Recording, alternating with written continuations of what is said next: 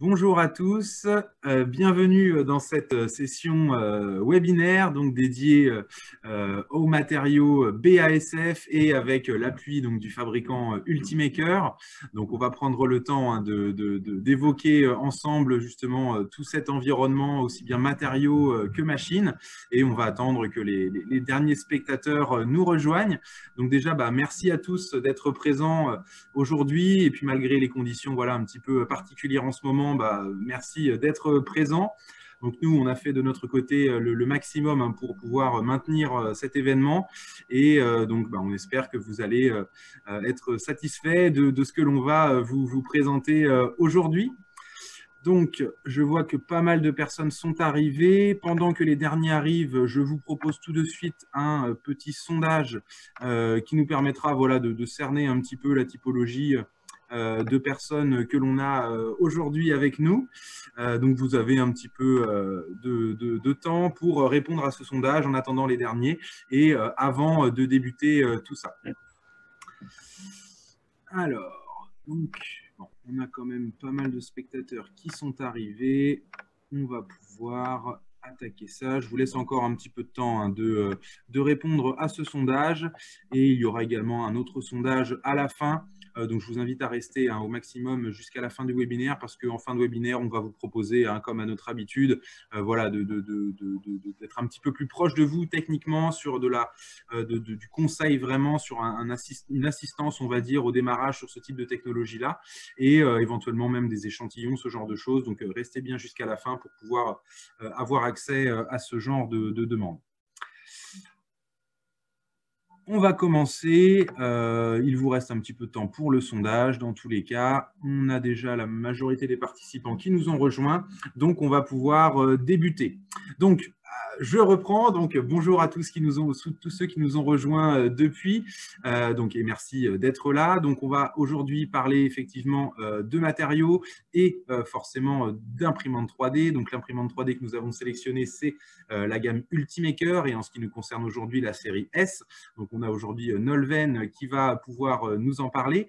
Et du côté matériaux, donc nous accueillons aujourd'hui BASF, que vous connaissez, et en l'occurrence Adrien Rago, qui va avoir l'occasion de nous développer un petit peu ces deux matériaux-là.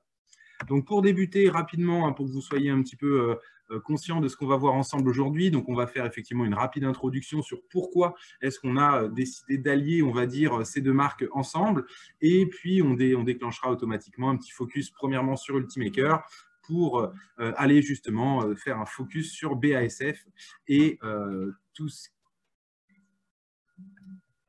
Effectivement, je n'ai pas déclencher la presse en grand. Je m'occupe de ça tout de suite et on va pouvoir attaquer. Hop. Voilà, donc avant même de laisser mes partenaires se présenter aujourd'hui, je vous présente très rapidement une première petite slide qui va vous permettre vraiment dans un premier temps de bien être conscient de l'importance, on va dire, de ce couple matériaux-machines. Aujourd'hui, donc, on va parler des matériaux BASF. On a fait pour vous une sélection de certains matériaux et on va donc justement interpréter justement ce matériau pour tout ce qu'il en est plutôt software, hardware, donc en passant forcément ce matériau par notre logiciel, le fameux Slicer, et pour finir, bien évidemment, l'imprimante 3D qui doit avoir un certain nombre de caractéristiques pour l'impression de ces matériaux que l'on va présenter et qui sont pour le moins assez techniques. Et donc voilà, c'est vraiment important d'avoir un environnement complet, un écosystème pour pouvoir efficacement travailler ces matériaux qui sont de plus en plus techniques.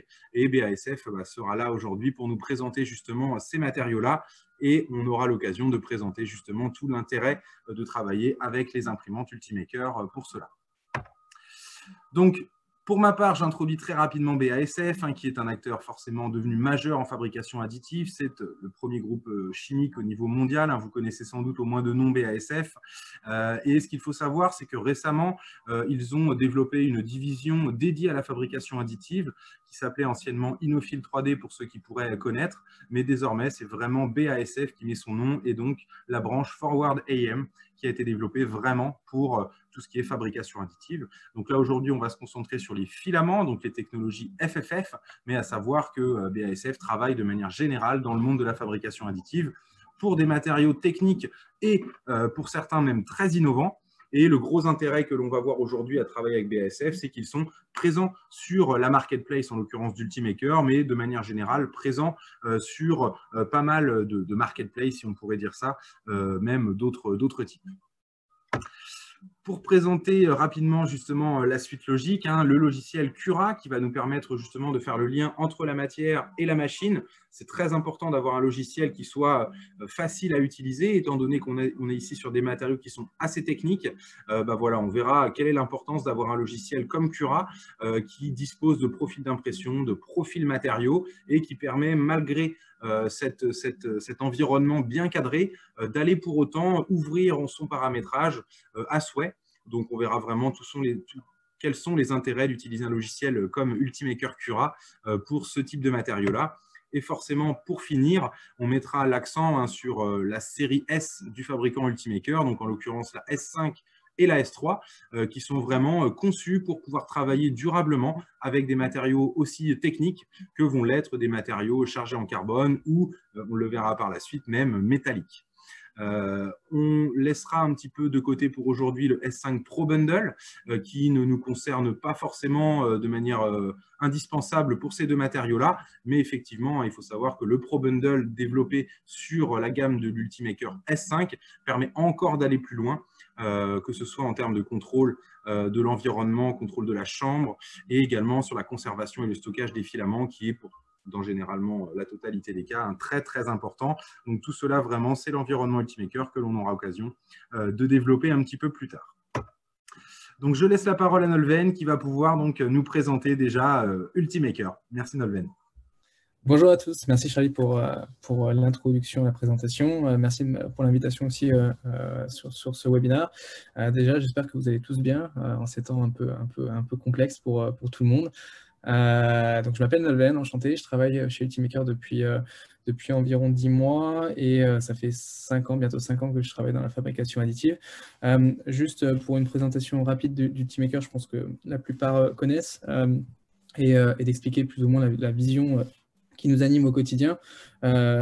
Typiquement, notre mission, je vais commencer par cette phrase-là, c'est d'accélérer la transition sur la fabrication vers le local. Et comment on fait ça? On fait ça par le développement d'imprimantes fiables, répétables, abordables, avec tout un écosystème qui est autour. Donc, la plupart des gens passionnés de l'impression 3D ont pu suivre notre évolution depuis des années, qui s'est orientée de l'univers du Makers vers justement l'impression 3D de bureau professionnel. Si on passe à la slide d'après, en quelques chiffres, Ultimaker, c'est 450 passionnés, collaborateurs, avec 3 bureaux à Utrecht, aux Pays-Bas. Donc, le siège social est aux Pays-Bas, un bureau à Boston et un bureau à Singapour. On a aussi plus de 80 000 imprimantes installées dans un environnement professionnel. Ça, c'est une chose aussi importante à savoir. Par semaine, plus de 2,4 millions de slices sur Cura. Donc là, ça comprend Cura et open source, donc ça comprend les imprimantes Ultimaker, mais aussi d'autres imprimantes. Et aujourd'hui, en France, du coup, depuis le début de l'année, on a eu 316 000 slicing sur Cura, avec notamment un pic durant l'épidémie qui a mis en valeur vraiment l'utilisation de l'impression 3D dans une réaction pour faire face à des besoins spécifiques. Et la dernière chose que je voulais mettre en valeur, c'était du coup nos partenariats avec les différents fabricants de matériaux. Et notamment BASF aujourd'hui, puisque c'est assez inédit d'avoir une marketplace de matériaux avec des profils bien spécifiques qui permet justement de rendre les machines plug and play.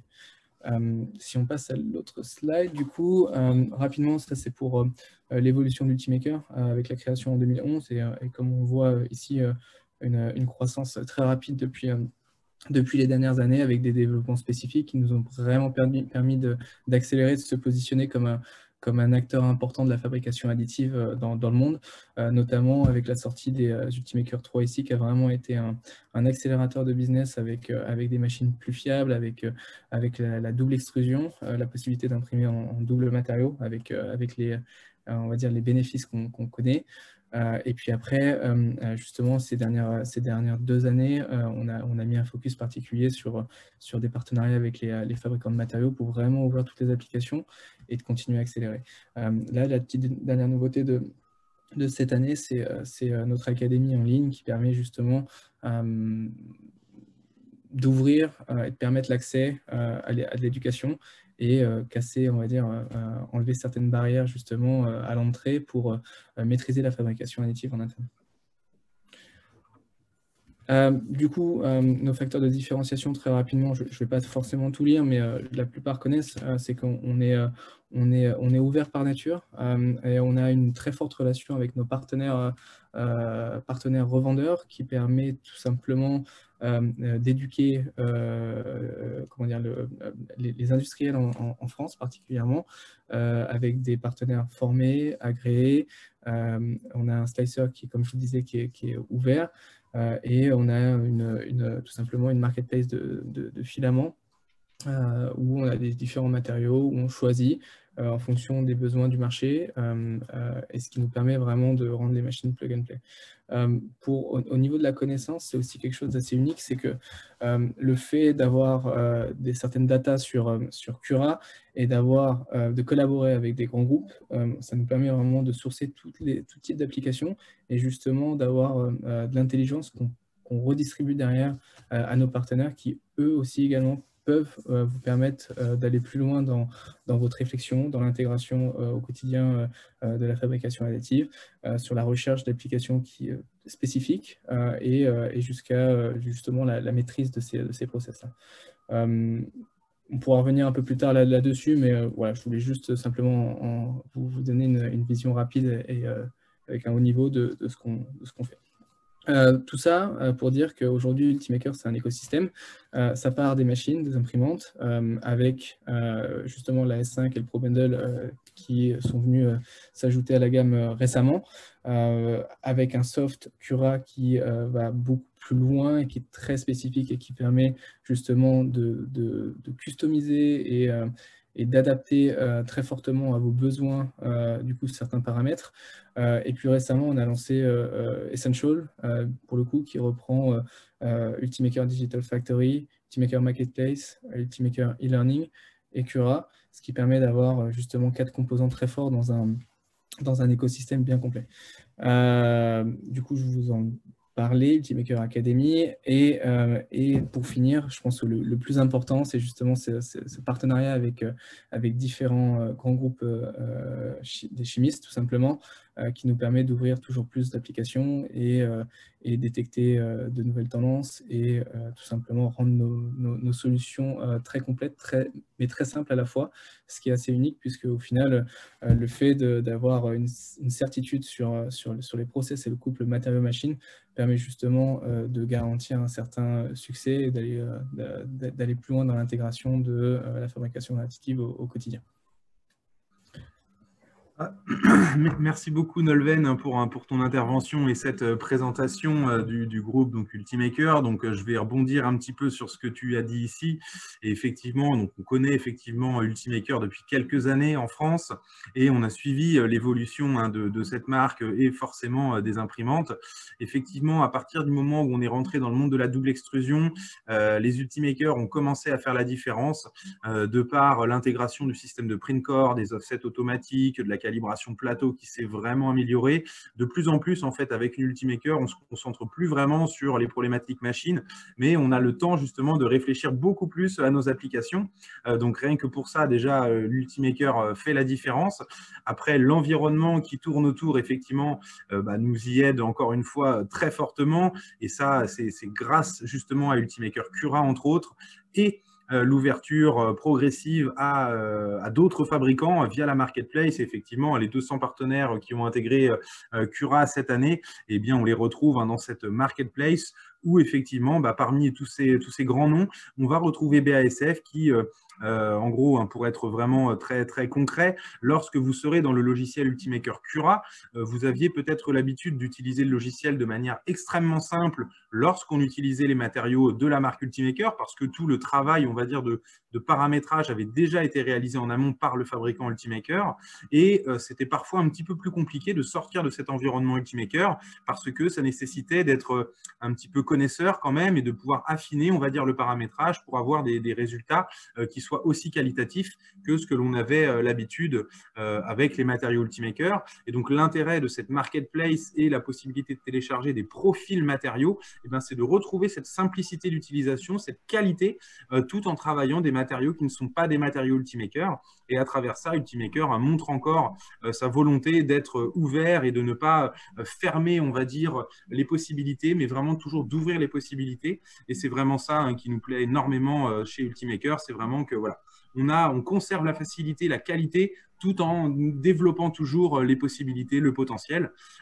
Et tout cela, bien évidemment, comme Nolwenn le précisait, s'accompagne de plus en plus vers du service également qu'Ultimaker va être capable de fournir directement depuis ses plateformes, que ce soit pour l'Ultimaker Academy ou pour le support en ligne. Donc voilà, en tout cas, pour faire une transition donc, vers maintenant BASF, qui fait partie, comme on disait, des derniers rentrés dans la marketplace. Et vous pourrez aller voir en fouillant un petit peu qu'on a déjà 6 ou 7 matériaux de la gamme BASF qui sont déjà référencés dans la marketplace et donc très simplement utilisables. Charlie, je me permets juste avant l'introduction d'Adrien, une chose importante aussi que j'ai vaguement mentionné, mais Ultimaker travaille avec un réseau de partenaires formés et agréés en France, avec du coup une présence régionale. Et ces partenaires avec qui on travaille depuis plusieurs années, on a une énorme stabilité qui permet aussi aujourd'hui d'avoir des partenaires très techniques et qui peuvent vous accompagner au quotidien. Donc, je voulais juste faire cette mention-là parce que effectivement, l'écosystème, c'est pas uniquement ça, c'est vraiment le réseau de partenaires en France. Et aussi, on a une communauté des utilisateurs très engagés en France qui permettent aussi de retranscrire et partager les bonnes pratiques. Exactement, donc je suis bien concerné pour le savoir, effectivement, parce que je fais partie de ceux qui ont la chance d'être formés directement par Ultimaker et de récupérer justement vraiment les informations les plus crédibles et les plus directes possibles. C'est aussi l'avantage que l'on a avec Ultimaker. Effectivement, la sélection du réseau de revendeurs faite en France a été faite de manière à ce que la qualité de service qui est derrière soit vraiment irréprochable. Et effectivement, ça fait partie de cet écosystème Ultimaker. Tu as tout à fait raison, Nolwenn. Donc, je passe la main à Adrien qui va pouvoir donc nous présenter plus en détail donc BASF. Je te laisse la main. Merci, Adrien. Bonjour à tous. Bonjour Charlie. Bonjour Nolwenn. Merci beaucoup de m'avoir invité à intervenir dans ce webinaire. Donc BASF, et rapidement, parce que tu en as déjà parlé, hein, Charlie, mais on est un grand groupe de la chimie, au moins par la taille, de l'ordre de 60 milliards d'euros de chiffre d'affaires, 120 000 employés, 150 ans, BASF, un peu plus, et BASF Forward AM établi depuis beaucoup moins longtemps, depuis 2017. Et si tu passes sur la slide suivante, je vais pouvoir expliquer que BASF a été, BASF Forward AM, donc la branche impression 3D, a été créée par l'acquisition successive de différentes startups. Donc, vous pouvez voir ici, tout en haut, Advance 3D, qui fabriquait et commercialisait des poudres. Inofil 3D, qui est celle dont Ava 3D et Ultimaker étaient les plus familiers, puisqu'il s'agit du business de filaments. Et donc là, ici, j'ai mentionné le siège de BASF à Ludwigshafen. Et plus récemment, les acquisitions de Sculpteo et Setup Performance, qui est intéressant de mentionner, puisque ce sont deux entreprises basées en France. Setup Performance, en fait, n'est pas une marque visible, n'a jamais été. C'est un centre de recherche et développement, aujourd'hui pleinement intégré à BASF Forward AM pour les poudres. Ça m'a semblé intéressant de le mentionner ici. Et Sculpteo, qui demeure aujourd'hui une marque à part, on peut voir ici sous le logo, Brand of BASF, puisqu'il s'agit de vente de services, d'un service d'impression de pièces sur lesquels BASF Forward AM se sert pour tester directement ces matériaux au plus proche du marché, je dirais.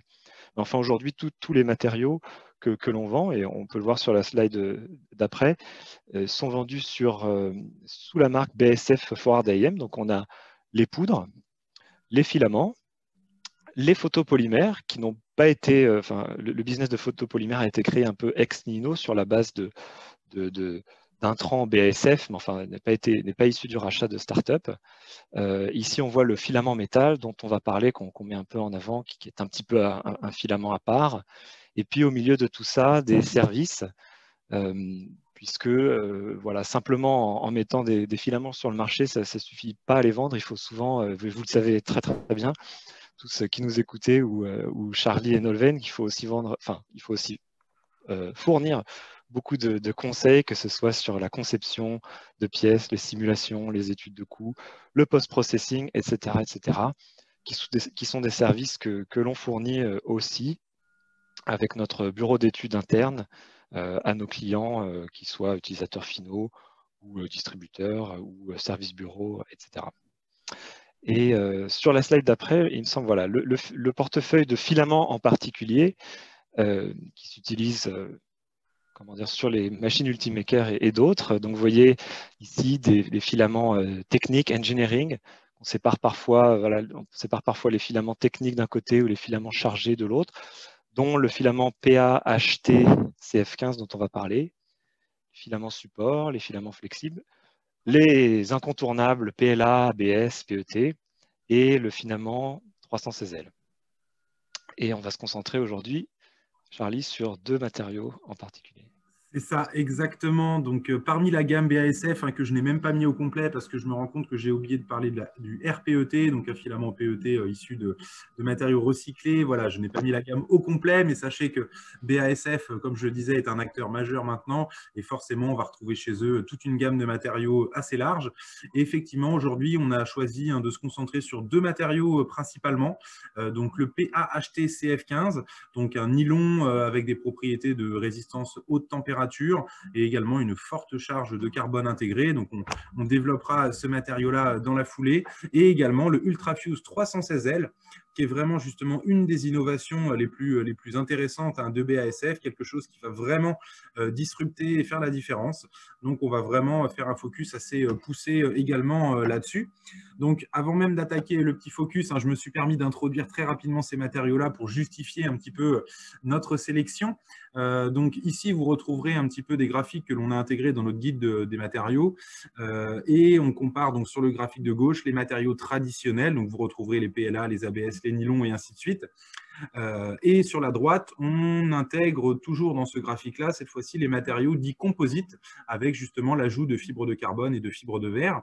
Donc, ce qui est intéressant de voir, c'est que la matière source que l'on a utilisée pour fabriquer ce PA-HT, c'est donc le nylon. Une matière qui est ductile, c'est-à-dire c'est une matière qui est tenace et qui va vraiment résister à la casse et voilà, de manière durable en fait. Et l'intégration des fibres de carbone qu'on va y intégrer, qu'on va y faire, tout simplement, va transformer, on va dire, la courbe de résistance de ce matériau-là et lui permettre d'atteindre des valeurs qui sont inégalées dans le monde de l'impression 3D. Un nylon chargé carbone proposera les meilleures valeurs de résistance mécanique, que ce soit en termes de rigidité, de résistance à la flexion. Donc voilà, c'est pour ça qu'on a souhaité le mettre en avant, sans même parler de ses caractéristiques thermiques qu'on déploiera un petit peu par la suite.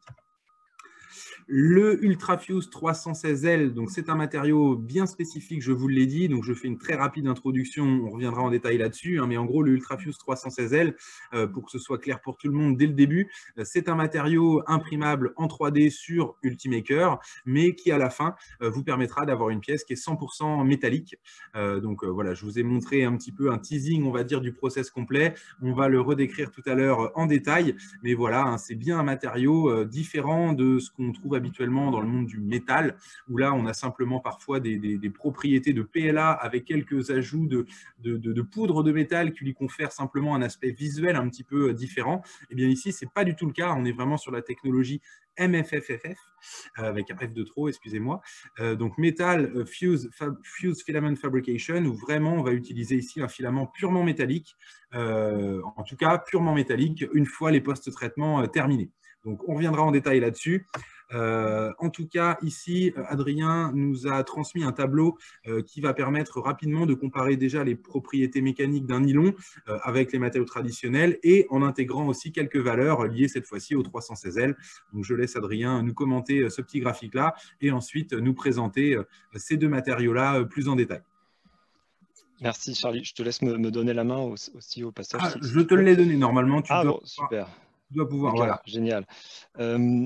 Oui, donc j'ai souhaité ici comparer un peu des propriétés thermiques, quelques propriétés mécaniques, pardon, par rapport à des matériaux plus classiques que sont l'ABS ou le PET, dont peut-être l'audience aujourd'hui est assez familière. Et on voit ici immédiatement que le PAHT CF15 a, en termes de résistance à la traction, donc les deux premières lignes, surpasse d'assez loin ce genre de matériaux, y compris, voilà, on voit ici tensile modulus, etc. On est vraiment sur un autre ordre de grandeur. Et donc, c'est le matériau le plus intéressant, imprimable sur des imprimantes, je dirais, à la façon de Ultimaker, c'est-à-dire qui ne sont pas des imprimantes haute température et qui permettent d'atteindre ce genre de propriétés mécaniques, mais surtout aussi thermiques, puisque voilà, ici, pour un filament imprimable qui s'imprime très bien sur Ultimaker, vous avez aussi ici, en bas de ce tableau, certaines propriétés mécaniques qui sont ici des standards et qui vous donnent un petit peu les températures jusqu'auxquelles vous pouvez utiliser le matériau.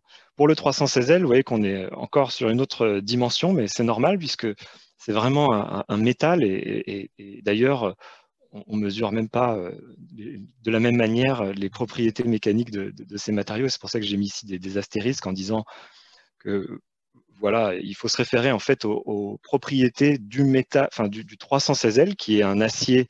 J'aurais peut-être dû préciser, 316L, c'est pas nous qui l'avons inventé, c'est comment dire, l'acier qu'on met dans notre filament porte ce nom-là. Il est déjà très connu dans le milieu, comment dire, ingénierie acier traditionnel. Et donc, c'est pour ça qu'il porte exactement le même nom. Et donc, si vous vous référez aux propriétés mécaniques du 316L classique, si j'ose dire, vous aurez voilà, des valeurs qui seront peut-être un peu supérieures aux valeurs du même matériau imprimé en 3D ici avec Ultimaker, mais on aura, comment dire, en tout cas, vous voyez, on sera largement au-dessus d'utilisation de 500 degrés, etc. Donc, pour le PAHT, je vais dire PAHT pour simplifier. PAHT, au fait, ça veut dire polyamide, haute température, high temperature, CF pour carbon fiber, et 15, puisqu'il y a 15% de fibres de carbone dans le filament. Et tout en essayant de passer à la slide suivante, voilà pourquoi choisir le PAHT CF15. Bon, on l'a un peu dit, c'est résistance thermique, grande rigidité, ténacité, mais également, on l'a mesuré récemment, son caractère ESD safe, donc qui possède des propriétés quant à la décharge électrostatique et qui permet de l'associer à des composants électroniques également. Et pour montrer un petit peu de quoi il est capable, voici une application très intéressante. Vous pouvez voir ici qu'on a imprimé un conduit de refroidissement pour frein qui vient s'attacher directement à une pièce qui monte en température de manière assez évidente, on a donc besoin ici d'une pièce qui résiste en température, mais qui résiste aussi beaucoup au choc qu'elle peut subir, puisque sur les pistes où se meut cet engin, il y a des petits gravillons qui peuvent impacter à vitesse très élevée la pièce. Et sur simplement la slide suivante, l'intérêt de l'impression 3D ici, c'est qu'en fonction des circuits sur lesquels vous évoluez, si vous pouvez changer la forme de la pièce, vous pouvez avoir une prise au vent diminuée ou augmentée, également un refroidissement plus ou moins élevé en fonction des circuits, puisque bon, je ne suis pas un grand pilote, mais enfin, si vous avez plus de courbes, vous allez moins vite. Alors dans ces cas-là, il vaut mieux ouvrir davantage le conduit de refroidissement pour frein. Et si vous avez moins de courbes, vous pouvez aller plus vite et vous allez essayer d'avoir plus d'aérodynamisme. De toute façon, comme vous allez plus vite, vous avez plus d'air qui rentre, etc. Mais voilà, c'est une application qui permet d'imaginer beaucoup de choses que l'on pourrait faire avec ce filament, notamment dans l'automobile. Et peut-être à ce moment-là, Charlie, si tu peux parler un petit peu des applications que tu as pu avoir aussi auprès de l'armée. J'ai vu que tu avais des pièces imprimées là sur ton bureau, puisque l'armée a commandé, bon, je pense que ce n'est pas un secret, mais Ultimaker et Ava 3D ou MakerShop en particulier ont vendu un certain nombre d'imprimantes à l'armée et ils utilisent notamment le PAHT. Effectivement, hein, on a eu l'occasion de retravailler avec un petit peu ces personnes-là pour justement ce qui est affiner certaines applications.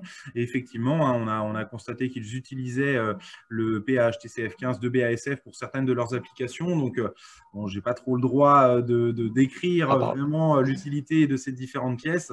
Mais voilà, effectivement, on a eu l'occasion de devoir travailler sur certaines typologies de pièces hein, pour pouvoir résister justement, entre autres, à l'usure, à l'abrasion, au frottement, et bien évidemment toujours respecter les caractéristiques mécaniques de la matière, de ne pas subir de déformation. Effectivement, on va pouvoir retrouver dans un nylon chargé carbone énormément de propriétés qui vont faire de cette matière qu'elle est excellente pour à la fois être résistante à la flexion, résistante à la traction, mais également l'intégration de fibres de carbone va permettre d'augmenter le niveau de dureté de votre nylon, ce qui peut parfois être un souci avec le nylon qui a certaines souplesses, cette dureté un petit peu parfois faible qui peut nous poser problème pour tout ce qui est outillage. Et bien la version finalement chargée carbone de ce nylon permet vraiment des choses qui sont vraiment intéressantes. Donc voilà, j'ai quelques autres pièces hein, dans la main qui vont vous permettre d'illustrer un petit peu les différents tests, les différents niveaux de résistance que l'on attend de cette matière-là. Et puis bah, forcément, la petite pièce typique d'Ultimaker qui nous permet vraiment à chaque fois d'étalonner la matière pour ces différentes caractéristiques de gestion des overhangs et ainsi de suite. En tout cas, voilà, c'est une matière qu'on a beaucoup imprimée, qu'on a beaucoup aimé imprimer parce qu'elle s'imprime franchement de manière assez simple. Et c'est également le retour qu'on a eu hein, de nos utilisateurs privilégiés, en l'occurrence l'armée effectivement en ce moment, où ils ont ici de très bons résultats, aussi bien au niveau de l'impression qu'au niveau des applications derrière, qui à chaque fois sont plutôt bluffantes en termes de résistance. Pour préciser un tout petit peu sur ce matériau-là, certains d'entre vous ont peut-être déjà eu de l'expérience d'impression 3D avec des polyamides. Vous savez sans doute que les polyamides ne sont pas les matériaux les plus simples à maîtriser. Les problématiques sont généralement liées à l'adhérence plateau et en termes de dimensionnel, on est sur des matériaux qui ont un taux de retrait assez important, ce qui fait qu'au niveau dimensionnel, on n'est jamais excellent avec des matériaux issus de la famille des polyamides. Et bien, ce qu'il faut savoir, c'est que les difficultés que vous connaissez avec les polyamides, eh bien, vous ne les rencontrerez même plus avec les polyamides chargés. Donc ici, en l'occurrence, le fait d'intégrer 15% de fibres de carbone dans la matrice polyamide va complètement bloquer la matière en termes de déformation. Vous n'aurez plus cette difficulté d'adhérence plateau, plus de sensibilité au warping, ni de difficulté en termes de précision dimensionnelle, parce que l'ajout du carbone va être non seulement bénéfique au niveau des performances, mais également largement bénéfique en termes d'imprimabilité. Donc vraiment, c'est un matériau qui est extrêmement simple à imprimer et en plus de ça, qui est extrêmement performant. Donc vraiment, peu de choses négatives à dire sur ce PAHTCF. On y reviendra un petit peu en détail. Hein. Pourquoi c'est si simple parce que déjà, l'environnement Ultimaker nous y aide beaucoup, mais dans tous les cas, c'est un matériau vraiment avec des performances qu'il faut mettre en avant. Super. Donc, écoute, j'aurais pas dit mieux, en tout cas, Charlie. Parfait.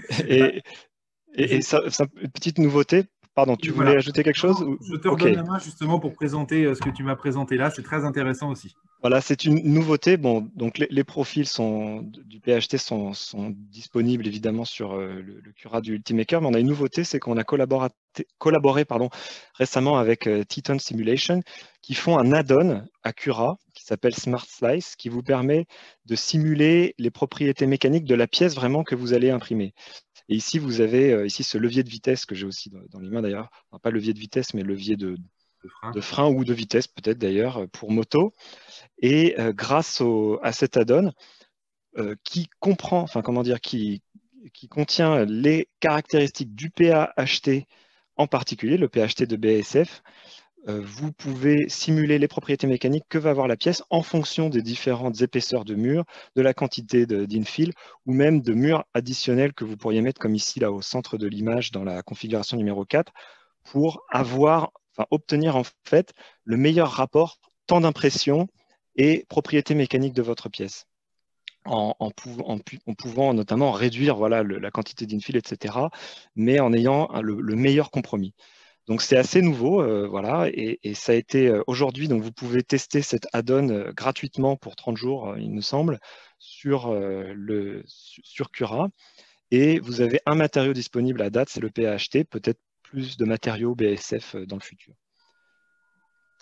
Voilà. Effectivement, hein, merci beaucoup pour cette info, Adrien. Ce n'est pas forcément quelque chose que l'on avait vu émerger, mais en tout cas, ce type de solution où on est capable de simuler les efforts mécaniques avant même de lancer les impressions, bah, c'est forcément quelque chose qui est très intéressant et qui, sur des matériaux comme ça, qui sont un petit peu plus coûteux que des vulgaires PLA, eh bien, effectivement, pouvoir simuler tout ça avant d'avoir l'objet en main et de le casser finalement pour se rendre compte qu'il était mal configuré, eh bien, ça nous évite encore une fois des déchets et de la perte de temps. Donc, ce type d'outil, c'est forcément quelque chose qui est très attendu dans le monde de la 3D. Et encore une fois, l'ouverture d'un logiciel comme Cura nous permet justement de rajouter, on va dire, ces briques qui semblent effectivement très, très importantes. Et ce que j'ai oublié de rajouter, c'est qu'en l'occurrence, les propriétés mécaniques vont être optimisées en fonction des points spécifiques où vont être appliquées certaines forces pour la pièce en question. Donc vous dites, voilà, en l'occurrence ici, c'est dans les 3 trous que l'on voit,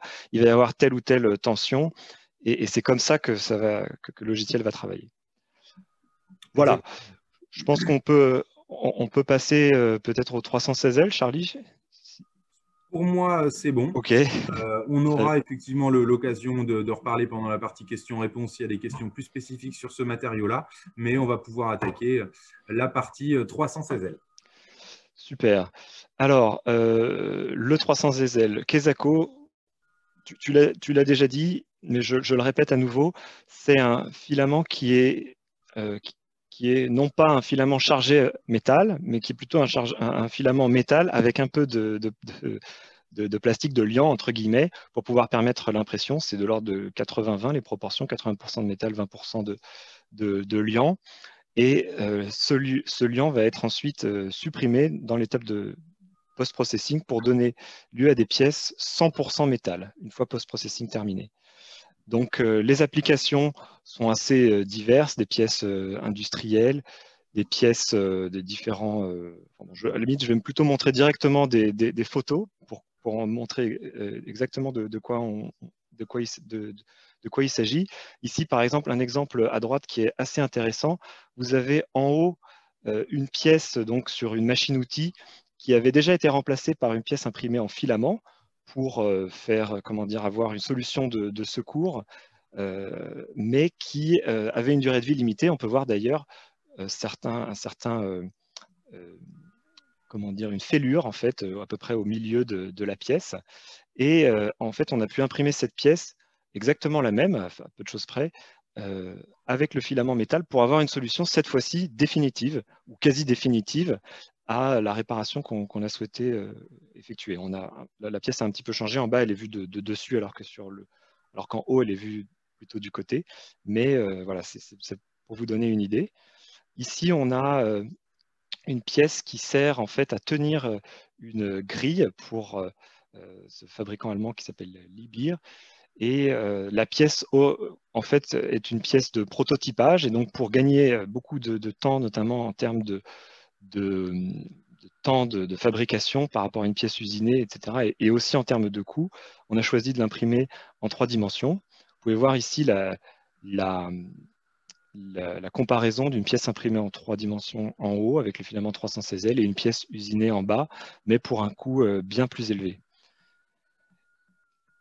Un autre exemple, ici à droite, vous avez une pince. En fait, il faut imaginer 2 pinces pour machine-outil qui viennent agripper différentes choses sur une ligne de production. Et en fait, en imprimant la pièce en 3D, vous voyez ici une coupe en fait artificielle. La pièce ne ressemble pas vraiment à ça, mais on peut voir qu'on peut évider une partie de l'intérieur de façon à avoir une pièce moins lourde, aussi moins coûteuse. On utilise moins de matériaux, mais et tout en conservant des propriétés mécaniques quasi préservées. D'autres images, ici une valve, vous pouvez voir un petit peu le degré de finition qu'on peut avoir. Ici, on peut voir sur cette pièce, on peut également l'adapter à des pièces fabriquées de manière plus traditionnelle, sans aucun problème. Ici, à nouveau, de manière à voir un petit peu le degré de finition qu'on peut avoir. Ici, pour illustrer le fait qu'on peut aussi obtenir des dimensionnements qui sont relativement précis, même assez précis, et s'adapter parfaitement, encore une fois, à d'autres objets ou d'autres pièces qui sont usinées de manière traditionnelle. Ici encore d'autres exemples un peu visuels. Donc tout ça, c'est imprimé avec le 316L. Ici, une pièce qui comment dire, est une sorte de filtre. Et voilà. Nolwenn, à ce moment-là, peut-être je te laisse comparer un petit peu la technologie par rapport à d'autres technologies similaires, entre guillemets, enfin d'autres technologies métal analogues, justement, non, pas du tout analogue. Charlie, je pense que tu voulais ajouter quelque chose, et notamment sur cette slide. Bah, à la limite, oui, je vais pouvoir également parler de cette slide-là, mais en tout cas, oui, pour information, donc les premières illustrations que vous avez vues, ce qu'Adrien nous présentait là, c'est vraiment voilà, les premières pièces sur lesquelles on a le droit de montrer un petit peu de contenu. Ce qu'il faut savoir, c'est que le 316L, c'est malgré tout un filament qui reste assez récent, et les cas d'application qui sont vraiment, voilà, pour le moment terminés, sont encore assez rares. Donc, dans quelques temps, on aura beaucoup plus de contenu à vous montrer, mais pour le moment, voilà, on a souhaité quand même vous mettre en avant quelques cas concrets de pièces finales, mais à savoir que voilà, c'est encore assez récent pour ce filament et que tout est en train de se construire autour. Donc voilà, c'est en cours, ça va continuer à se développer. En tout cas, pour reprendre un petit peu cette slide, effectivement, la fabrication additive métal, c'est pas complètement nouveau. C'est des choses que l'on retrouve déjà, on va dire, dans pas mal de solutions. Néanmoins, ici, ce qu'on a voulu mettre en avant un petit peu, c'est l'accessibilité de notre façon de faire de l'impression métal. Donc ici, vous voyez sur la gauche les trois technologies, on va dire, existantes, le Powerbed, le Direct Energy et le Binder Jetting, qui sont des technologies d'impression métal, effectivement, qui sont des choses qui fonctionnent plutôt bien depuis pas mal de temps, on va dire. On voit qu'on est sur de la maturité qui est plus avancée que ce que l'on retrouve dans notre technologie à nous. On a néanmoins toujours des contraintes en termes de post-traitement qui existent pour toutes les technologies de fabrication métallique. On a des tolérances dimensionnelles qui sont variables, mais qui pour autant sont assez proches, on va dire, en fonction des technologies. Ce que l'on peut vraiment montrer comme différence par rapport à ces technologies-là, quand l'on parle de fabrication FFF pour du métal, eh ben, c'est l'investissement principalement qui va faire la différence. Hein. On voit que pour les autres technologies, en dessous de 150 000 euros, on n'aura pas la possibilité de débuter. Et encore à 150 000 euros, on sera vraiment sur des choses qui sont très artisanal encore, si je puis dire. Il faudra effectivement plutôt imaginer des budgets de 500K ou 1 million pour pouvoir vraiment s'équiper en technologie d'impression métal. L'avantage que l'on retrouvera avec nos technologies Ultimaker BASF, c'est que la seule chose qu'il vous suffit d'avoir, c'est une imprimante 3D, en l'occurrence la Ultimaker S5, qui effectivement est plutôt aux alentours des 6 000 euros, mais on pourrait même envisager le faire avec l'Ultimaker S3, qui elle est un budget encore inférieur. Donc en tout cas, voilà, l'accessibilité de cette technologie d'impression métal est vraiment faite par la différence du prix d'acquisition. Ce que l'on a voulu mettre en avant un petit peu en différenciant Ultimaker de l'environnement close, c'est qu'on connaît des concurrents à cette technologie-là, on connaît Markforged, on connaît Desktop Metal, qui proposent aussi des solutions de ce type-là, mais avec un environnement complètement fermé et une façon de faire un petit peu différente, ce qui fait qu'avec eux, on est obligé d'investir dans une solution malgré tout minimum à 150K pour pouvoir faire cela chez soi. Donc, c'est vraiment là où l'intérêt de la solution BASF Ultimaker est intéressante, c'est qu'on va pouvoir reproduire à peu près les mêmes résultats tout en ayant un investissement qui est bien moindre. Donc, c'était vraiment ça qu'on voulait mettre en avant sur cette slide. On aura l'occasion d'y revenir un petit peu par la suite. Oui, juste une précision avant de rentrer dans le process, Charlie, je pense qu'effectivement, on a une question de Sébastien dans le chat et en termes de rétractation, etc. On est vraiment au tout début des recherches, hein, justement, entre Ultimaker et BASF pour aller beaucoup plus loin dans cette techno et dans cette technologie pour garantir un certain niveau de succès et de maîtriser vraiment la chaîne complète de fabrication. On est encore dans les premières étapes, donc il nous reste beaucoup de travail pour arriver avec une solution plug and play où on est sûr à 100% de la rétractation, etc., du process, pour arriver vraiment à des pièces répétables et finies et qui peuvent s'intégrer dans du rapid tooling ou dans des pièces de rechange sur des lignes de production. Donc voilà, juste pour aussi donner un petit peu gérer les attentes sur cette technologie. parce qu'on est au début encore. Effectivement, Nolwenn, j'ai vu effectivement les petites questions qui sont passées dans le chat. Et effectivement, les problèmes de rétraction et tout ça, vous êtes à juste titre en train de poser les questions qui vont finalement être expliquées par la suite. Donc, on va bien évidemment vous expliquer toutes ces nuances à apporter avec cette technologie qui n'est pas aussi simple que ce qu'on imagine. Mais en tout cas, on va prendre le temps de vous montrer tout ça.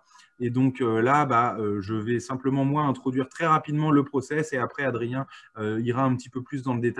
Donc, en gros, vous l'avez compris, cette étape d'impression, cette étape de fabrication ne va pas se faire de la même manière que l'on a l'habitude avec nos filaments plastiques. Là, on n'aura pas simplement l'objet, une fois le plateau refroidi et les supports retirés, l'objet n'est pas terminé, malheureusement. Là, on va appeler cette première étape d'impression, on va fabriquer ce qu'on appelle une pièce verte qui ne sera pas la pièce finale parce que la pièce verte contient bien évidemment encore le liant et qui a permis justement de mettre ce métal sur bobine. Comme le disait Adrien, on a été obligé de mixer 80% de métal avec 20% de liant et pendant la phase d'impression, eh bien, ce liant est maintenu et on en a besoin. Donc voilà, la pièce verte, c'est vraiment 80% de métal, 20% de liant et on a effectivement un objet qui est à peu près, sans rentrer dans le détail pour l'instant, 20% plus gros que ce que l'on aura à la fin.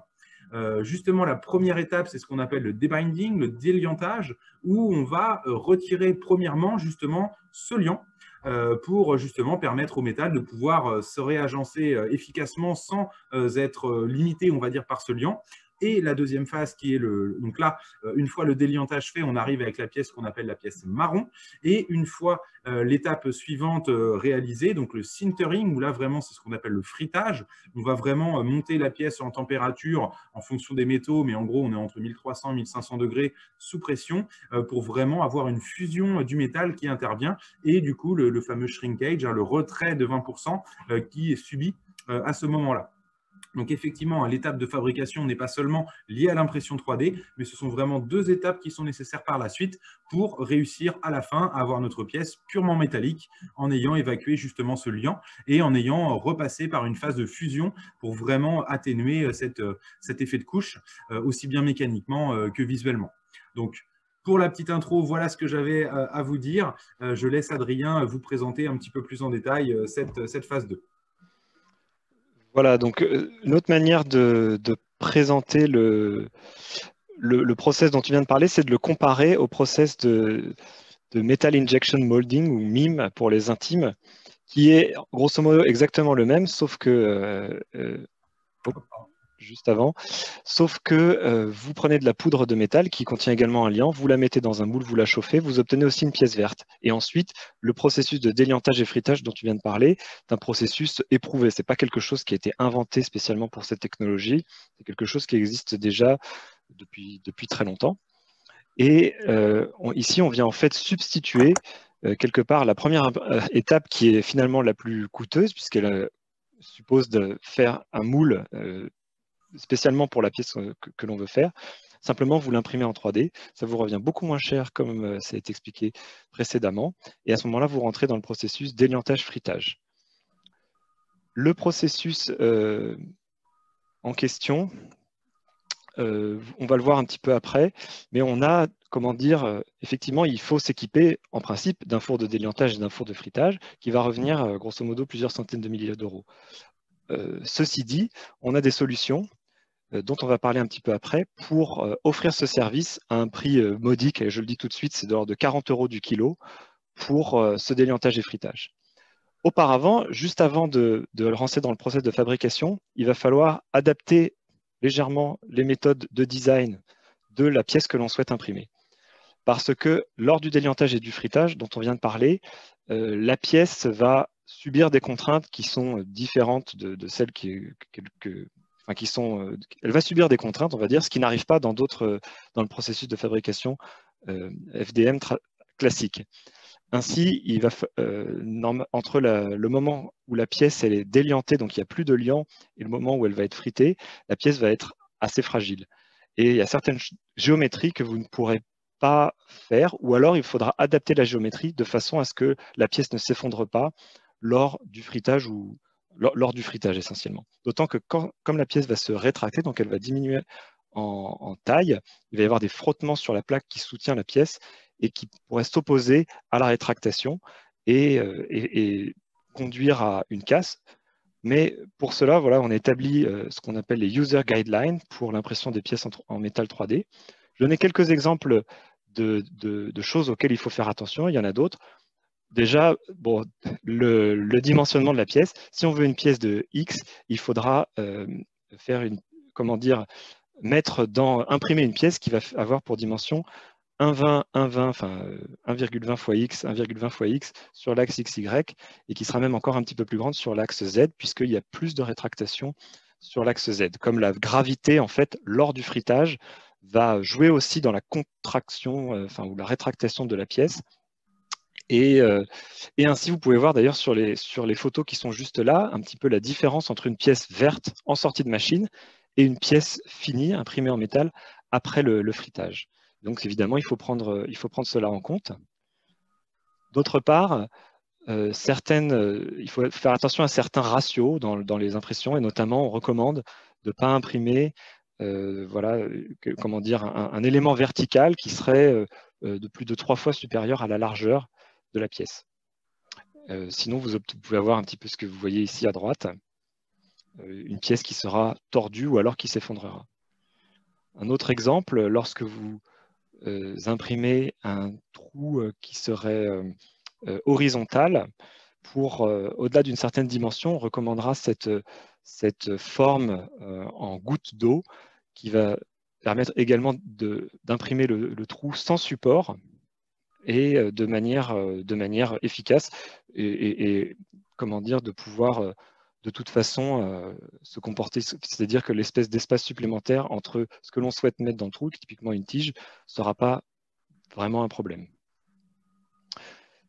La dimension totale de la pièce également a subi des contraintes. Donc en fait, on peut pas, en principe, friter ou mettre dans le processus de délientage fritage une pièce qui fait plus de 100 par 100 par 100 mm. Au-delà, le risque de casse normalement lors de la rétractation est trop élevé. Et donc, on recommande d'imprimer des pièces plus petites, ce qui veut dire que votre pièce finale devra être en dessous de 80 par 80 par 80 mm, grosso modo. Au-delà, c'est possible. On a souvent la question, mais il va falloir demander un petit peu de nos conseils à nous, BASF, pour qu'on vérifie quelles adaptations éventuellement il faudrait faire avant de le mettre dans les fours de délientage et fritage. Et ce sont quelques exemples. L'ensemble est détaillé dans les user guidelines dont je vous ai parlé. Pour le délientage fritage, certains clients, je ne sais pas s'il y a certains clients industriels peuvent être équipés de fours de fritage notamment. Ce n'est pas un équipement qui est très rare. Il est très cher, mais enfin, il n'est pas forcément très rare. Et donc, pour certaines applications, on pourra se servir de ces fours-là. Et le four de délientage étant pas l'élément le plus cher. Néanmoins, pour nous faciliter le développement de cette technologie, on a mis en place un partenariat avec Elnik, qui est le plus grand fabricant de fours de fritage au monde. Et donc, on propose, Ava 3D même propose d'ores et déjà à ses clients d'acheter un système de coupons. Donc, vous achetez un coupon de l'ordre de 40 €. Vous envoyez la pièce avec le PDF qui est ici à droite imprimé, où vous mettez le numéro du coupon et quelques caractéristiques, l'adresse à laquelle vous voulez recevoir les pièces. Et toutes les 2 semaines, Elnik fait un batch de délientage fritage pour les clients du UltraFuse 316L.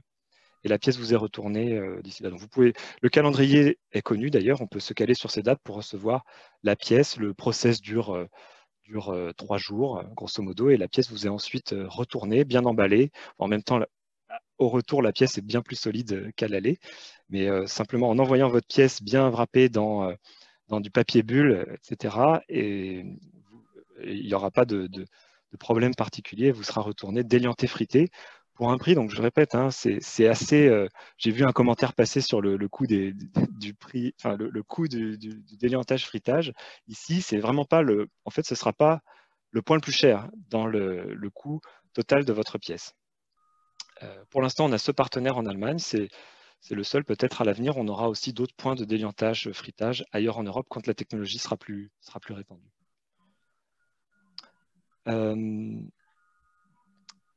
Ici, c'est toi, Charlie, qui souhaitait… Je peux. Si tu, peu importe, hein, effectivement, je vais pouvoir présenter les quelques chiffres pour poursuivre.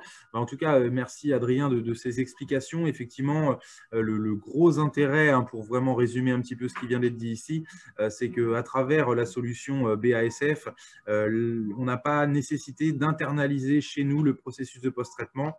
Via l'offre justement que BASF nous propose ici et via ce fameux coupon à 40 € le kilo, eh bien, on est capable en fait de réaliser ce post-traitement vraiment à moindre coût. Donc, hein, j'ai pas vu encore les messages sur le chat, mais effectivement, hein, c'est bien 40 € de kilo, 40 € de pièces vertes pour 1 kilo. Donc, c'est vraiment quelque chose qui est très très accessible et ce qui va permettre effectivement de faire grandir, on va dire, ce potentiel aussi rapidement qu'on l'espère, à travers justement l'accessibilité de cette solution de post-traitement qui est généralement la plus problématique. Donc, en gros, pour résumer un petit peu et pour introduire quelques chiffres maintenant, même si on en a déjà évoqué quelques-uns, donc c'est ce que je disais, hein, le processus ici nous permet d'externaliser, on va dire, cette étape de fabrication qui est vraiment la plus sensible, tout en conservant en interne l'étape de fabrication et d'impression 3D, donc qui là coûte à peu près, on va dire, 40 €, que ce soit aussi bien pour l'investissement machine et la matière, et ensuite simplement 24 € pour voilà, à peu près faire friter à peu près 600 grammes de matière nous coûtera à peu près 24 € en termes de fritage. Donc, on est vraiment sur des coûts qui sont complètement dérisoires et c'est vraiment ça qui est l'intérêt de cette solution BASF Ultimaker. Les fameux systèmes de coupons, donc effectivement, vous les retrouverez, hein, sur tous vos espaces, hein, habituels, via vos revendeurs habituels, hein, qui sont en mesure de vous fournir ces coupons. Donc, les coupons de déliantage donc, sont très simples, hein, il vous suffit donc d'acheter, on va dire, ce petit coupon à 40 €, de suivre les agendas qui sont liés et vous allez être capable d'envoyer à tel endroit votre pièce et ensuite, elle vous sera 2 semaines plus tard renvoyée directement chez vous avec tout le post-traitement réalisé. Donc, c'est vraiment quelque chose qui est assez fluide, qui fonctionne bien. Donc, n'hésitez pas à nous contacter, hein, si vous avez des questions un petit peu complémentaires là-dessus. Mais en tout cas, c'est vraiment quelque chose qui est très bien mis en place et très simple à utiliser. Donc, on pourra vous accompagner pendant ces premières étapes au besoin. Mais en tout cas, voilà, il y aura vraiment des choses qui seront dans tous les cas au niveau de la modélisation, au niveau de l'attention qu'on a justement sur la pièce et son support.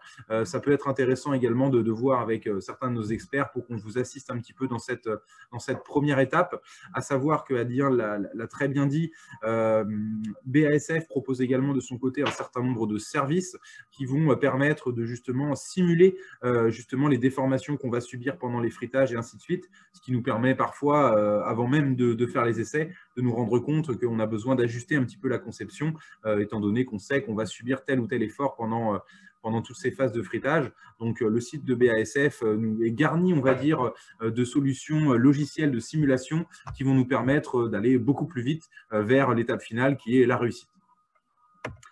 Très rapidement ici, pour ceux qui connaissent un petit peu cette technologie-là depuis un environnement externe, depuis un environnement autre, pour ne pas citer Markforged de la Metalix et l'environnement Desktop Metal. Donc, on est ici sur des machines qui proposent un environnement, une fabrication similaire, sauf que eux intègrent une internalisation du processus de déliantage, de fritage, donc avec une obligation, on va dire, d'investir dans ce matériel-là. Et ce que l'on voit avec ces technologies-là, hein, c'est que la rentabilité est vraiment pas immédiate, hein, et que pour amortir ces premiers investissements, eh bien, ça va nécessiter quand même pas mal d'heures de fonctionnement, alors qu'avec la solution BASF et Ultimaker, on est sur des coûts qui sont dérisoires dès les premières pièces. Et donc, c'est ça qui peut vraiment déclencher aussi la décision de se lancer sur cette technologie-là. Vous aviez également quelques petits exemples de pièces différentes que vous n'aviez peut-être pas encore eu l'occasion de voir, mais en tout cas ici, vous voyez d'autres types de pièces que l'on a l'habitude de fabriquer. Ici, un exemple que nous a été fourni justement par Ultimaker pour un cas client concret qui est en cours de développement auprès d'Ultimaker. Donc, on voit un petit peu sur la partie droite tous les challenges auxquels était confronté donc justement VN Energy. On voit que pour adopter de manière traditionnelle l'impression métal, habituellement, c'est plus de 500 000 € et que pour eux, ce n'était pas forcément quelque chose d'envisageable, qui n'était pas cohérent, on va dire, avec les simples besoins d'outillage qu'ils avaient. La solution, eh bien justement, ça a été le 316L et l'Ultimaker, ce qui permet d'avoir des coûts d'investissement qui sont négligeables et un bénéfice beaucoup plus rapide. En juste 3 mois, effectivement, ils ont réussi à développer leurs applications tout en évitant cet investissement beaucoup plus important. Les bénéfices qu'ils en ont attendus, ils sont notés là. On va réduire les temps de fabrication, les temps de mise en route sur le marché, les temps de développement, et on va toujours augmenter les OEM et diminuer, on va dire, les OEE. Donc voilà, en tout cas, tout ça, c'est des termes assez importants pour les personnes qui vont pouvoir prendre des décisions. En tout cas, ici, l'intérêt, c'est vraiment d'avoir une technologie qui est applicable immédiatement et des résultats qui peuvent l'être très très rapidement sans avoir à déclencher de gros investissements. Et dans le monde de l'outillage, l'une des valeurs qui est la plus importante à prendre en compte, c'est la réduction du temps d'immobilisation du matériel. On sait que dès qu'une machine est à l'arrêt, tout de suite les coûts cachés décollent. Et bien là, l'intérêt d'avoir la fabrication additive métallique permet dans certains cas de pouvoir redémarrer une ligne de fabrication complètement de manière performante immédiatement. Et l'investissement, encore une fois, qui était assez faible. En tout cas, c'est un cas d'illustration qui va être un petit peu agrémenté au fil du temps, mais en tout cas, voilà, c'est l'un des premiers cas concrets avec Ultimaker. Un autre exemple d'application qui montre encore une fois les réductions de coûts que l'on a subi, on va dire, avec la fabrication d'une pièce. Ici, on était sur une fabrication traditionnelle, on va dire, pour 50 pièces qui coûtaient à peu près 6 000 $. Eh bien, avec la technologie métal de 316L et de Ultimaker réunis, on arrive à tomber sur des coûts inférieurs à 4 000 $, tout en fabriquant les 50 pièces. Donc, rien que pour des petits volumes comme ça, on voit que la quantité d'économie est déjà pas négligeable. Donc, il faut imaginer sur des projets encore plus importants. Oui, une petite précision, le traditional machining, là, il s'agit de CNC. Et pour tout de suite répondre à une question que je crois que j'ai vu passer sur l'usinage, en fait, la pièce que vous voyez ici en bas à droite, elle a subi un usinage supplémentaire après l'impression en 3 dimensions, donc c'est possible. Et malgré tout, l'ensemble, la solution complète est bien plus économique que la solution traditionnelle. Effectivement, on ne l'a pas précisé, mais à partir du moment où on travaille sur du métal, forcément, les reprises en usinage derrière et tout ce genre de choses sont effectivement envisageables, voire même dans certains cas recommandées.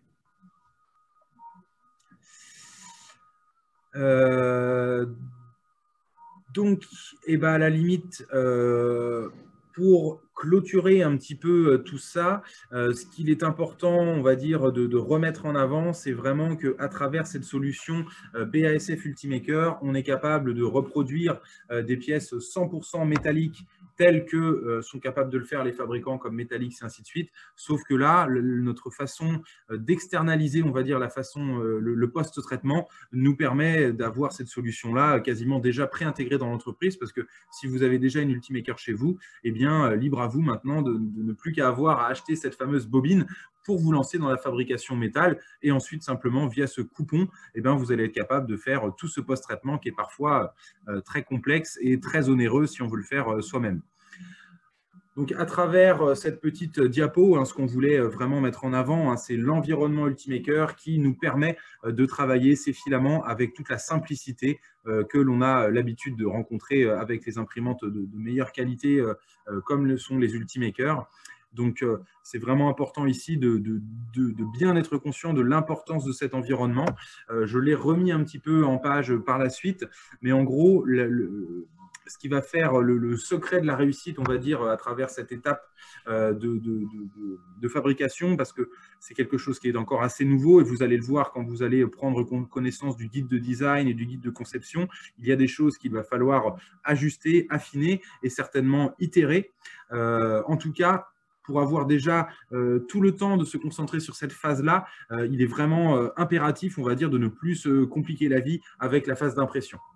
Et ça, c'est ce que nous offre justement Ultimaker à travers forcément son imprimante 3D, donc la série S, qui a été designée pour justement ces matériaux techniques. Donc, quand je parle de design, hein, c'est qu'on a, je l'ai dit un petit peu tout à l'heure, mais une machine qui est vraiment optimisée et qui ne nécessite plus d'aller mettre les mains à l'intérieur pour faire quoi que ce soit comme réglage.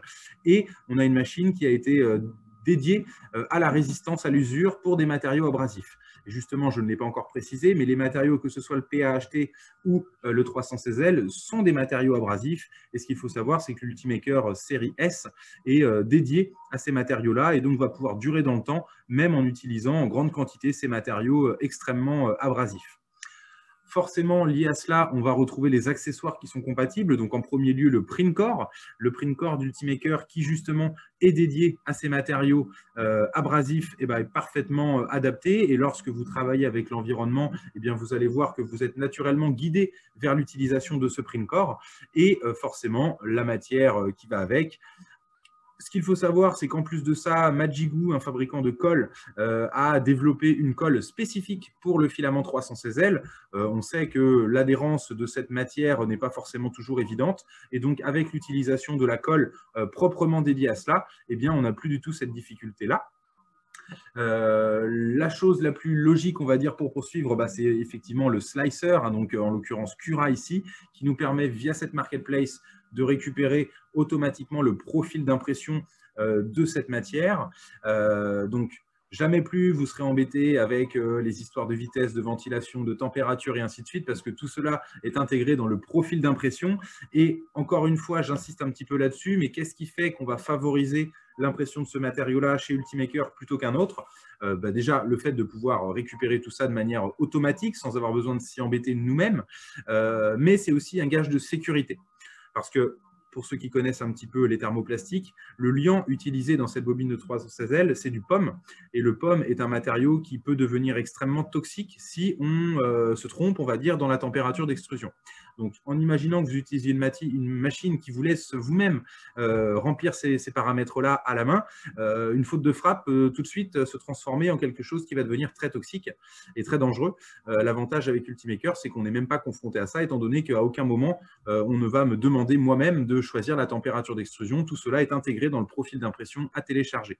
Donc, c'est encore une fois un gage de sécurité qui fait qu'on apprécie beaucoup travailler avec Ultimaker quand on a des matériaux qui sont toxiques quand on ne les utilise pas convenablement. Et la dernière phase, hein, donc pour terminer, hein, c'est vraiment le post-traitement qui devient donc rapide et très peu coûteux avec la solution de BASF via ce partenaire. Donc en tout cas, nous, on est là également pour faire l'intermédiaire au besoin, mais sachez que vous pouvez directement, via ce coupon, rentrer en contact direct avec le prestataire et vraiment ne pas perdre de temps. Donc, voilà pour ce que l'on avait à dire. Je vous remercie déjà d'avoir assisté jusque-là à ce webinaire. Donc, ce n'est pas tout à fait terminé, je vous l'avais dit. Je vais lancer un nouveau sondage qui va permettre, encore une fois, de nous en dire un petit peu plus sur votre attente sur ce type de matériaux. Vous allez pouvoir nous dire un petit peu si vous souhaitez peut-être recevoir simplement des échantillons ou peut-être pouvoir échanger avec des experts de chez nous pour pouvoir lancer un petit peu plus la démarche. Donc voilà, n'hésitez pas à remplir ce petit sondage pour que l'on puisse en savoir plus et éventuellement vous recontacter au besoin pour que ce soit les échantillons ou l'assistance. En parallèle de cela, je tiens aussi déjà à remercier Adrien et Nolwenn qui m'ont accompagné pour cet événement. Sachez qu'on a bien conscience que le filament 316L, c'est quelque chose qui est assez nouveau et on pense fortement à refaire une petite session dédiée à ces matériaux-là pour pouvoir rentrer un petit peu plus justement dans tout le côté design, conception et limites. Donc, n'hésitez pas à nous dire également en commentaire, dans les questions-réponses ou dans le chat, si c'est un genre de webinaires où on ne sait pas également exactement quelle forme, mais en tout cas, ça nous semble vraiment important d'aller un petit peu plus loin dans cette explication. Donc, si c'est quelque chose qui vous intéresse, n'hésitez pas à nous le préciser, comme ça, on saura qu'il faut qu'on fasse ça assez rapidement. Et puis, dans tous les cas, on attend vraiment un développement dans les mois à venir sur cette matière-là, avec de nombreux cas d'application. Donc, n'hésitez pas non plus à partager cela avec nous si c'est le cas. Et en tout cas, on sera ravis de participer à cela avec vous. Donc, je vous laisse également dire un petit mot, messieurs, avant de terminer tout ça. Charlie, je pense qu'on a pas mal de questions. Bien sûr, oui, après, avant d'attaquer la partie questions-réponses, bien sûr. Ok, moi j'ai juste une chose à rajouter, c'est qu'on parle de cette solution pour le coup et on a des ingés d'application chez Ultimaker, mais également chez BASF qui bossent ensemble justement sur ces applications pour aller beaucoup plus loin. Et en relation avec nos partenaires en France, on bosse étroitement justement pour accompagner sur l'intégration de cette technologie. Donc voilà, c'est vrai que ça peut paraître assez simple à première vue, mais on est aussi là derrière en backup pour accompagner sur une intégration complète chez vous. Effectivement, l'assistance que l'on va pouvoir, alors nous indirectement, mais vous aussi directement via BASF et Ultimaker, vous allez pouvoir avoir accès à justement tous ces ingénieurs applications qui travaillent sur le sujet. Donc effectivement, c'est des choses qui valaient le coup d'être précisées. Alors, je suis en train de parcourir un petit peu le chat pour voir un petit peu ce qui s'y est passé. Donc n'hésitez pas à continuer en parallèle. Dès que je vois des choses intéressantes, j'interviens. Je te remercie également, Charlie, pour encore une fois l'invitation et Nolwenn également. Petite précision, puisque tu en as parlé, je profite à tout le monde de rappeler à tout le monde, pensez à aérer les salles dans lesquelles vous imprimez, de manière générale, pas que avec le 316L, mais quel que soit le filament. Comment dire, ça fait partie des bonnes pratiques. Quels que soient les filaments que vous imprimez, aérez vos salles. Et si vous avez besoin, vous pouvez fermer l'imprimante en question pour une application, un matériau qui le nécessiterait. Mais ne vous endormez pas à côté de votre imprimante dans une pièce mal aérée. Exactement, tout à fait. Oui, c'est des choses que l'on commence à avoir en tête un petit peu, mais c'est vrai qu'on n'a pas encore forcément les bons réflexes. Mais effectivement, c'était important de le préciser. En tout cas, je vois beaucoup de questions sur le chat qui concernent le dimensionnement, que ce soit des fibres de carbone ou des poudres de métal. Je ne sais pas si tu as ces informations, Adrien. Alors, je ne sais pas à quelle question tu fais référence en particulier. J'avais en gros, déjà une personne qui demandait la granulométrie de la poudre métallique et quelle était la taille de la buse qui était conseillée. Donc la buse, c'est le Primcore CC06 qui va être recommandé. Une buse de 0,4 aurait trop de chances de boucher. Et la granulométrie de la poudre métallique, honnêtement, moi, je n'ai pas l'information. Je ne suis même pas certain que tu l'aies non plus. Certainement pas de tête. C'est pas certain que ce soit une information que vous communiquez. Diffuse non plus.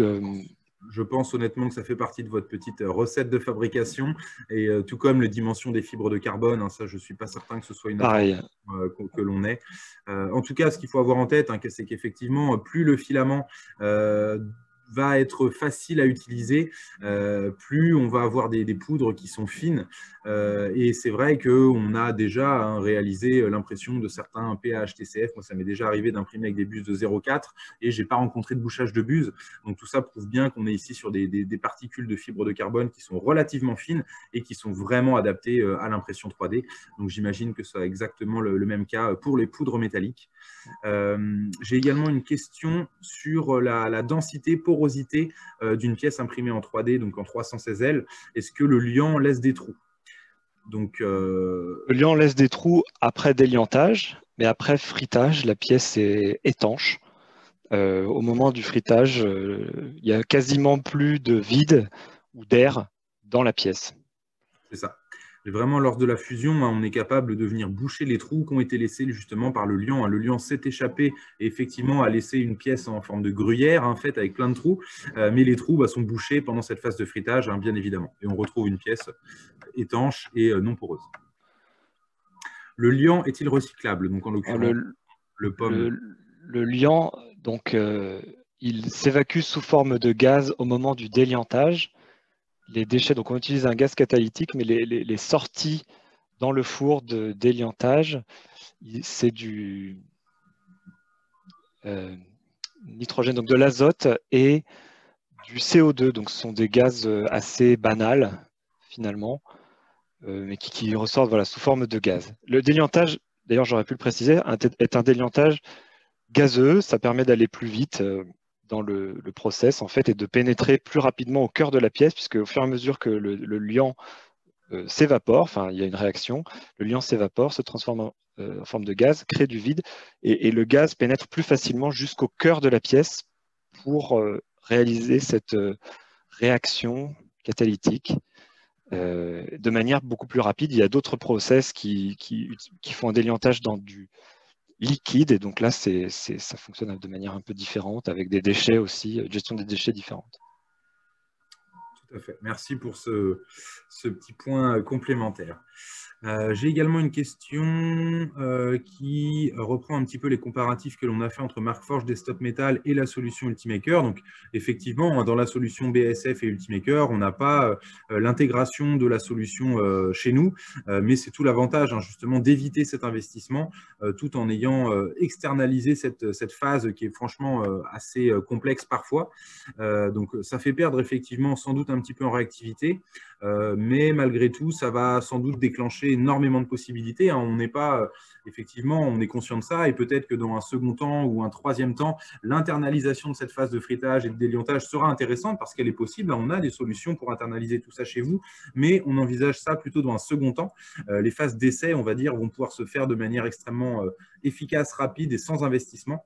Après, effectivement, peut-être qu'à terme, un investissement sera judicieux, mais l'avantage, c'est de pouvoir le faire sans et au plus vite. Envoi dans les dom-tom également, bien sûr, en tout cas via nos revendeurs, vous avez un envoi en dom-tom qui est tout à fait faisable.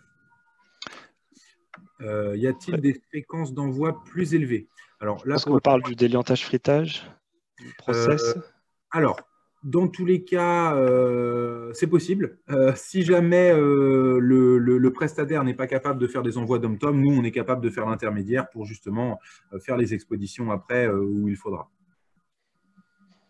Oui, et puis donc pour l'instant, on est sur, comme je disais, un batch toutes les 2 semaines. À l'avenir, en tout cas, on l'espère, on aura sans doute une plus grande fréquence. Oui. Je voyais une autre question de la même personne sur la sensibilité de l'humidité, pardon, du PHT à l'humidité. Donc en effet, le PHT prend l'humidité. Les propriétés que j'ai montrées tout à l'heure sont les propriétés d'une pièce sèche, si j'ose dire. Les propriétés changent légèrement, donc si la pièce est humide, il faut les prendre en compte. Les fiches techniques que l'on propose montrent les propriétés dans les 2 cas, et donc en fonction de l'application à laquelle est destinée la pièce, il faudra bien faire attention. Il n'y a pas de changement fondamental, mais il faut effectivement prendre ça en compte.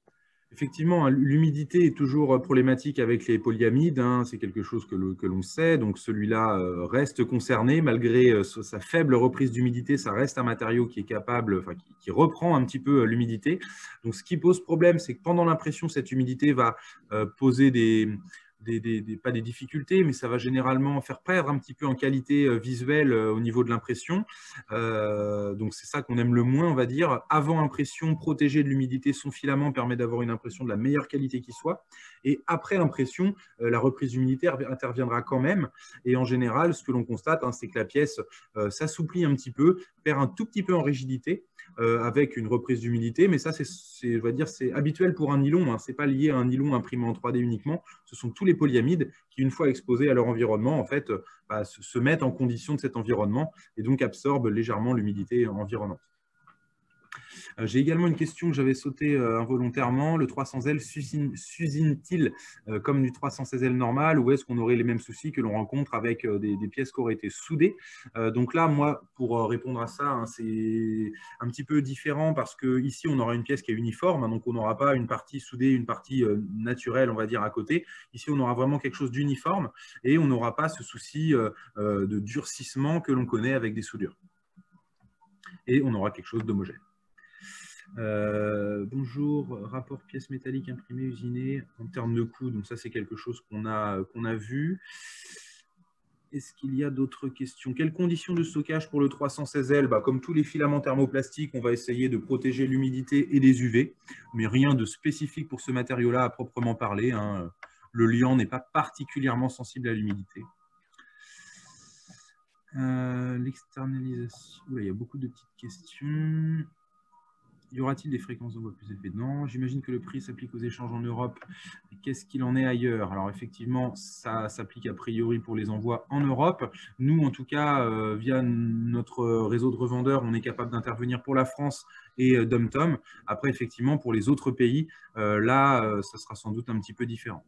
Je ne sais pas s'il y a des gens qui nous regardent depuis les États-Unis, mais on a un partenaire également aux États-Unis pour toute l'Amérique du Nord. Alors là, est-ce que ça s'étend jusqu'au DomTom? Mais de toute façon, comme tu viens de dire, que vous le prenez en compte, c'est pas forcément la peine de...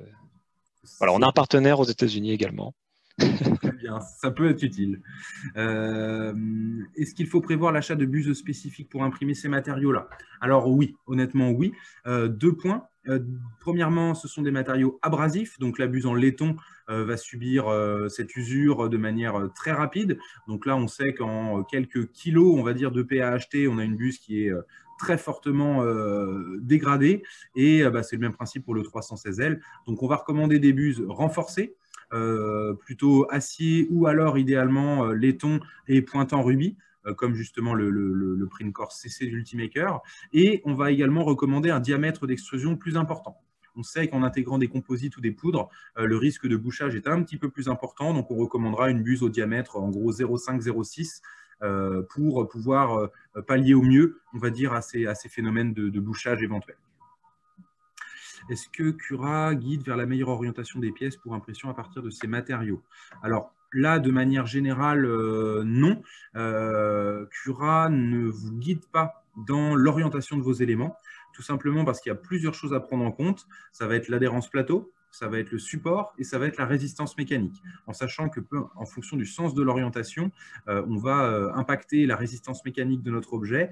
Et Cura ne préfère pas du tout entrer, on va dire, dans cet échange, dans cette recherche de compromis, parce que là, il n'y a que vous qui savez à quoi sert la pièce, où est-ce qu'on peut se permettre de mettre des supports et où est-ce qu'on ne peut pas se permettre d'en mettre. Et c'est à vous, on va dire, d'optimiser en fonction de ces deux compromis-là l'adhérence plateau. Donc malheureusement, à mon avis, Cura est capable de le faire, mais Cura n'a peut-être pas envie de venir prendre la place de l'utilisateur qui est lui le seul en mesure de bien connaître ces informations-là. Je ne sais pas si Nolwenn, tu as quelque chose à rajouter là-dessus, mais c'est comme ça que je vois les choses.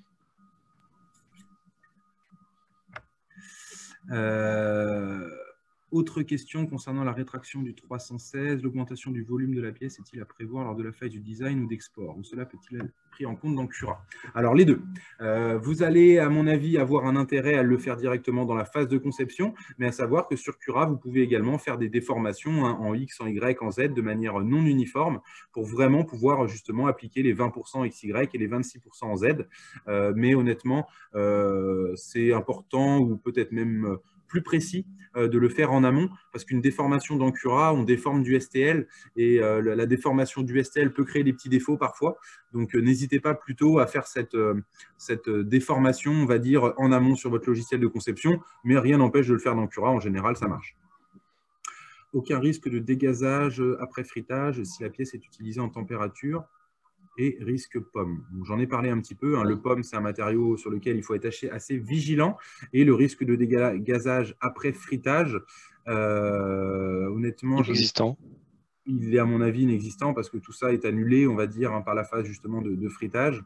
Et on n'a jamais eu de difficultés liées à cela. Next step, un filament zircone. Donc ça, on va y revenir dans quelques instants. Je laisse la question de côté. Avez-vous procédé à des tests de dégazage et de RGA sur les pièces en 316L? Donc, pour ma part, non. Mais a priori, BASF doit avoir fait ce genre de choses, j'imagine. Ou en tout cas, si ce n'est pas le cas, de par notre expérience, on va dire, de ce type de technologie, c'est clairement pas un problème. Alors, quel matériau de support pour le CF15? Alors, on est ici sur un polyamide qui fonctionne plutôt bien avec les PVA, les BVOH. Donc, à ce niveau-là, plutôt efficace en termes de support soluble, mais également avec le breakaway, sans aucun souci. Et pour le 316L, effectivement, le 316L. Ça fait partie des petites choses qu'on n'a pas encore évoquées, mais en gros, quand vous imprimez en 316L, pour pouvoir envoyer votre pièce en déliantage et fritage, il va falloir laisser vos supports. Les supports vont être nécessaires pour maintenir l'objet pendant la phase de fritage. Donc, effectivement, les supports doivent être faits en 316L pour pouvoir subir le fritage et être retirés à la fin. Précision là-dessus. À la limite, j'ai une slide qui peut montrer ça un petit peu derrière, un petit peu après. Ah, j'arrive plus à passer. Attends, c'est parce que je dois avoir ouvert les slides.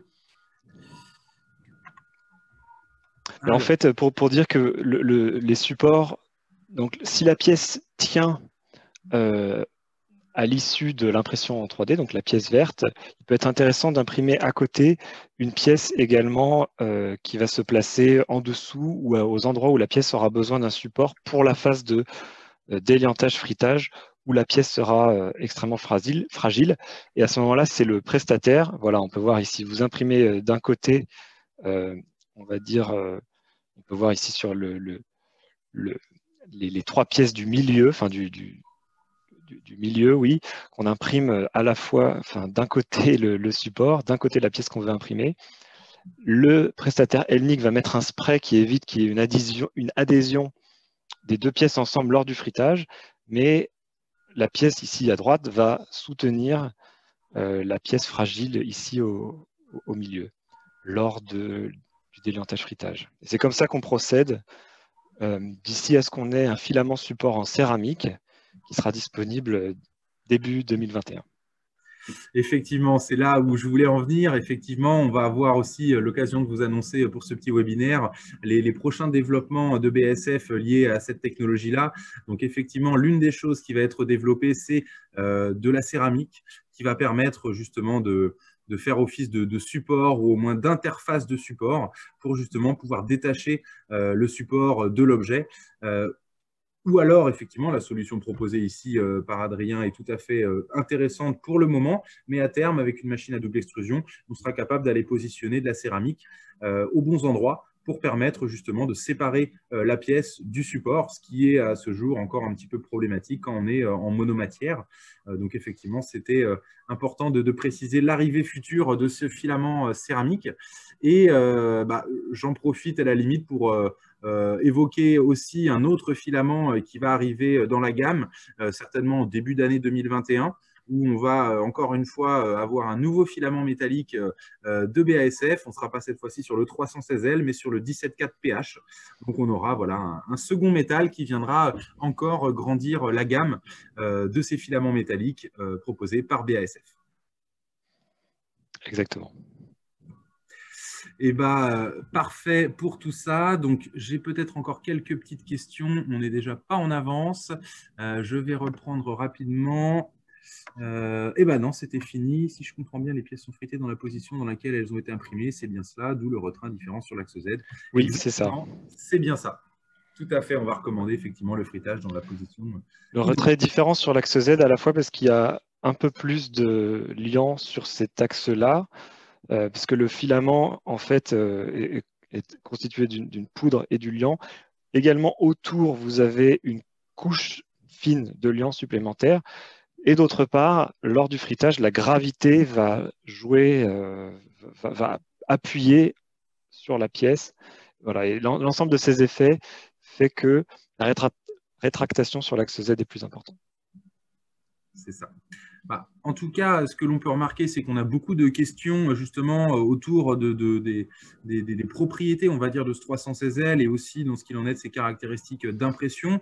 Donc, ça peut effectivement justifier un autre événement dédié justement à ce matériau 316L.